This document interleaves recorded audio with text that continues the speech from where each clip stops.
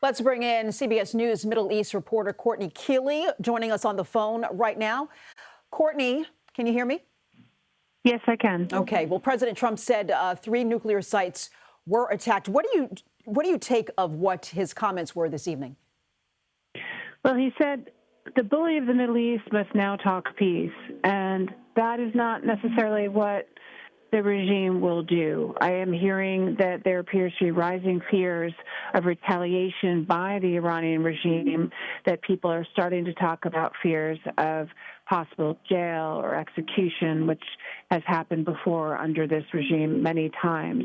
But we talked, you and I, about Fordo, Natanz, and Isfahan just as that news was breaking, and I want to bring you some more information with more clarity.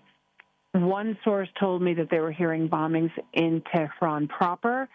That has been clarified to me that Fordo is only 90 miles southwest of, or a 2-hour drive from Tehran, and the concussive effect of those explosions at Natanz reverberating and bouncing off the mountains could have actually made someone feel like it was happening right next to them in Tehran.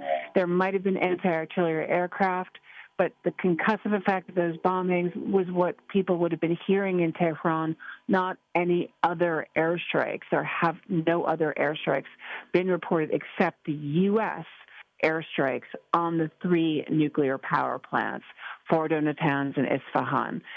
And what President Trump's saying that Iran has to negotiate, really, talk peace, which is what he's wanted. The Ayatollah had always made clear to some experts that I've spoken to, the red line would have been no nuclear enrichment.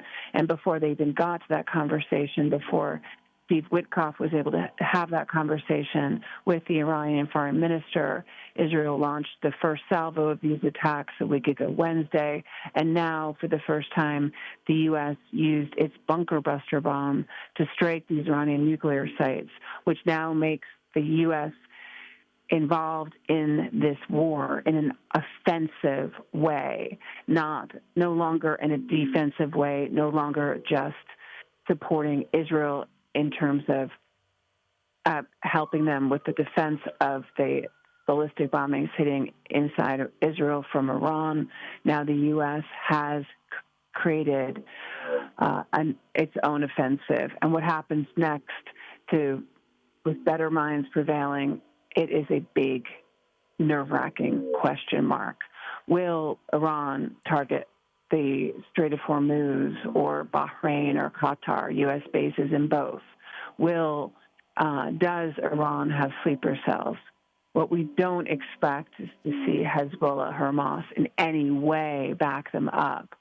But this is a very dangerous, tenuous time now that this has happened, and all anyone can do is wait to first see the satellite imagery, to first hear what the degradation of these nuclear plants is, while the president's saying Fordo, for example, is gone. We will need to have that shown, and for analysts to see that.